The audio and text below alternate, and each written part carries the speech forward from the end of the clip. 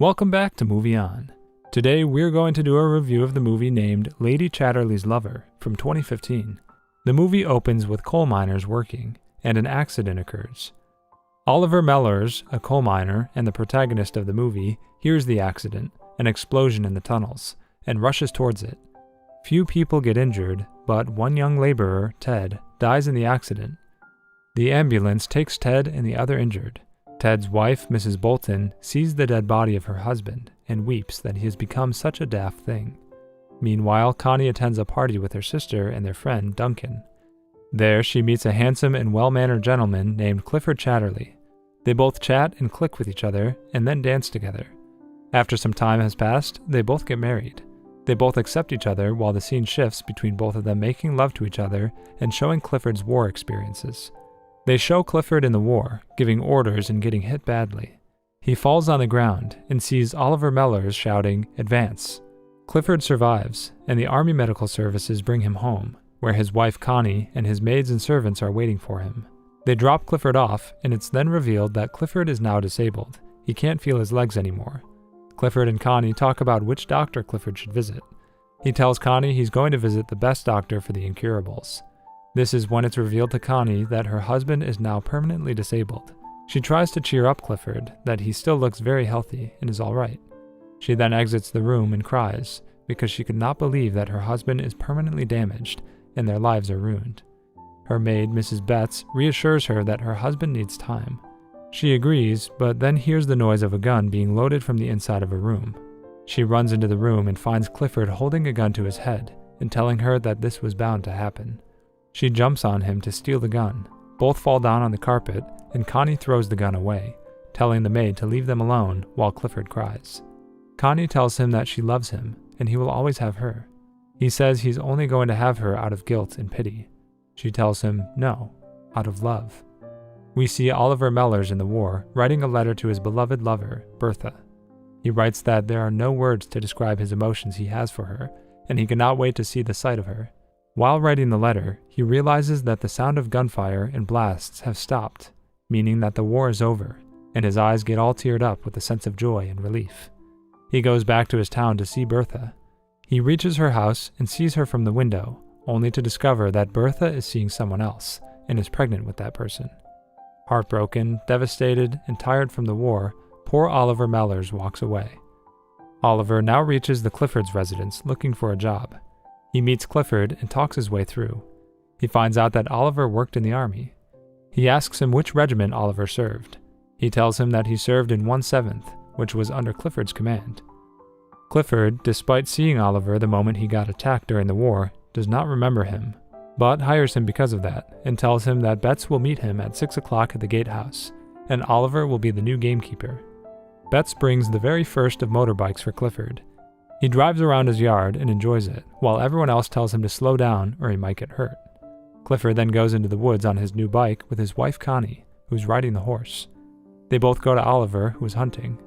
Clifford introduces Oliver to his wife Connie for the first time, and tells her that Oliver Mellors used to serve under the regiment in the 1/7th.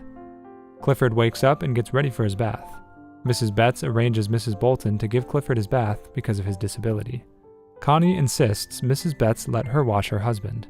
She hears Clifford and Mrs. Bolton chatting up quite intimately. Connie gets jealous and confronts Clifford that she doesn't like Mrs. Bolton's intimacy with him. Clifford assures her that she has nothing to worry about because Mrs. Bolton is his servant, and he feels comfortable with her giving him a bath. Clifford leaves for a meeting, and Connie, a bit upset, goes to Oliver Mellors to give a duplicate key to Oliver's chambers. Oliver tells Connie, a bit aggressively, that she did not have to do that all on her own. She leaves, and later that day, Oliver Mellors sends a letter to Connie, apologizing to her for his earlier behavior. She heads down to the woods again to see Oliver. She watches him from afar secretly, working and banging a hammer, shirtless. She comes out of hiding and talks to him about the letter of apology he had sent to her. She asks him why he sent such a small letter by walking such a long distance. He tells her that he had to say it early on, before it was too late. She asks him what if her husband had read it. He replies that it was intended that she would not tell her husband because he had seen men suffer from worse fates in a situation like this. Afterwards, she leaves, but it starts to rain, and there's no other place to go, so the only option left was Oliver's cottage, because it was the only shelter that was near them in the woods. They both go to his college and light up a fire to warm themselves. Oliver gets uncomfortable and takes a side.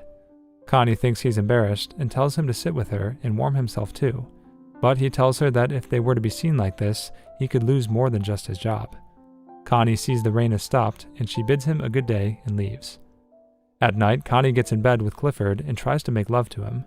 He stops her to thank her and tells her that it's of no use because he can't feel anything. She tells him that they could do other lovemaking things, but he refuses and tells her that he's too tired and wants to go to sleep. So the both of them go to sleep, sad and disappointed. The next morning, the doctor arrives to do some tests on Clifford's legs. They electrocute his legs to bring life back to them. Connie sits alone in the library while hearing Clifford's screams.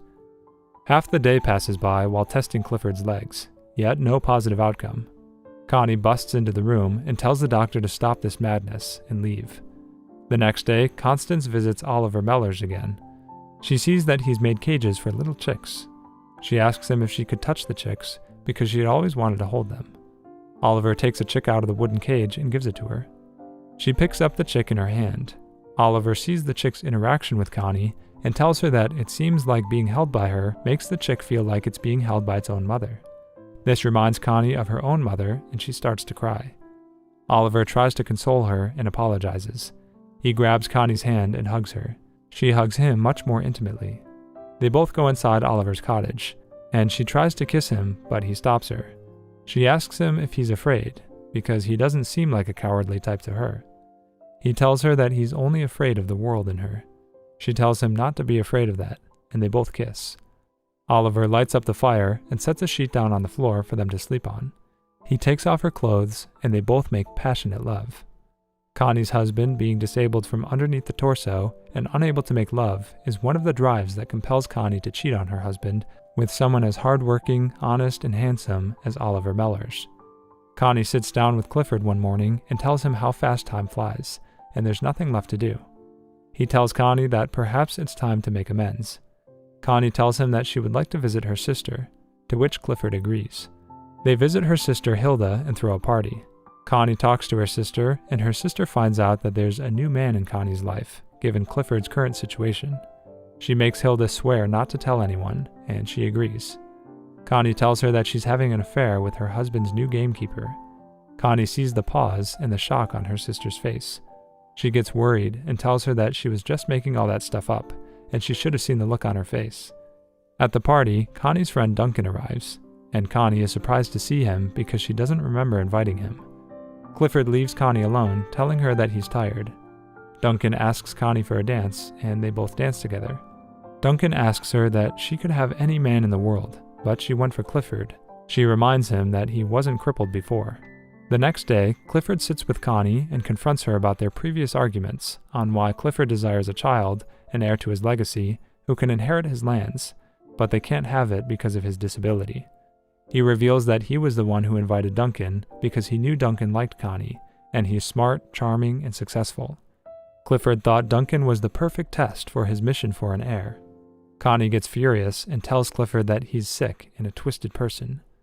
Clifford tells her that their heir is important, and the bigger pain and shame for him is that another man would come and make love to his wife.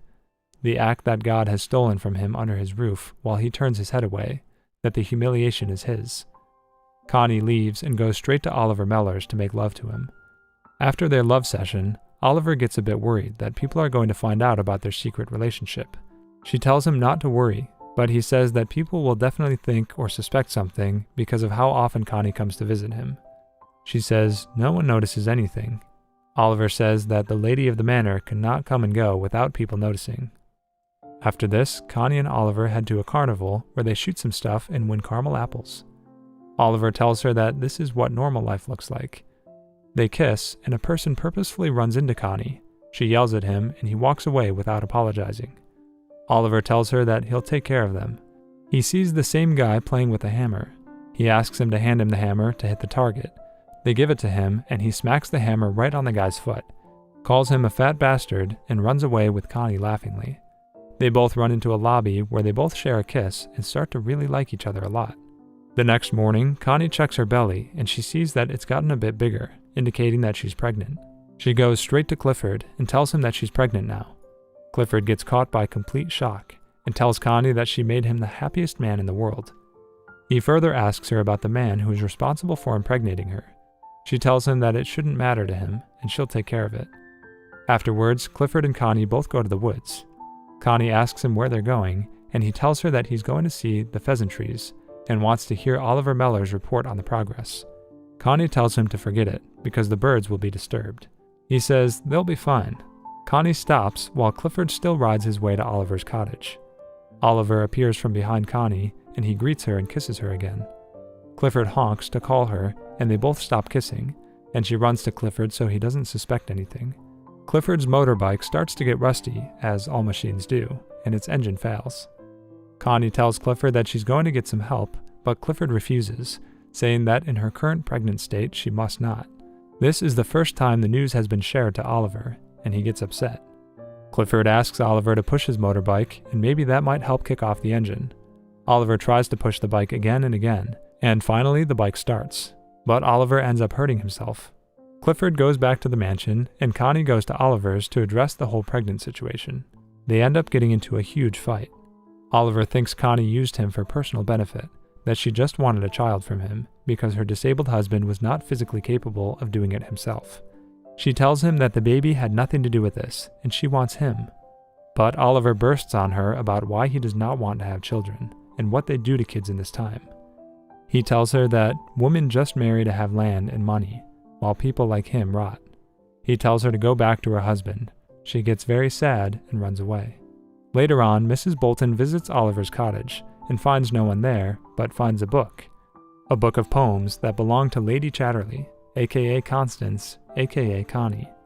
Mrs. Bolton sends Clifford a letter of urgency. She figures it out and exposes it to Clifford that Connie is having an affair with his gamekeeper Oliver Mellors, and Mellors is the father of her child. Clifford yells at her, saying how dare she bring this foul profanity into his house, and that she's out of her mind. Mrs. Bolton proves it to him and tells him of the injustice the likes of people like him cause. Clifford then confronts Connie and tells her to get away from him. How dare she commit such a pathetic act? Connie goes back into the house and confronts Mrs. Bolton and asks her how she found out. She tells her that she found her book and connected the rest of the dots. Connie corrects her and tells her that she loves him and cares for him, and she did not use Oliver Mellors to get pregnant. Mrs. Bolton realizes what a huge mistake she's made and tells Connie to stop Oliver Mellors before he leaves. Connie runs to Oliver's cottage and finds him later and reunites with him and tells him that she's madly in love with him, and he tells her the same. They both talk about their child's future and try to get married. They confront Clifford that Connie wants a divorce from him so that she can get married to Oliver Mellors. Clifford confronts Mellors, and Mellors threatens him to give her a divorce, before Connie stops him and tells Clifford that if he's still the man that she fell in love with, then he'll give this one last sacrifice and give her a divorce. Connie and Oliver leave, and Clifford chases them because Connie's words had an impact on him, and he tells Connie that he'll give her a divorce. Connie and Oliver leave the mansion and set off in a car to their future destination together, and they live happily ever after. To watch more explanations of these kinds of movies, click on the thumbnails on your screen. And don't forget to share your thoughts about today's video in the comment section down below. Please like the video and subscribe to my channel and press the bell icon so you don't miss any new videos. And at last I will say, stay safe, stay well, see you next time, and thanks for watching.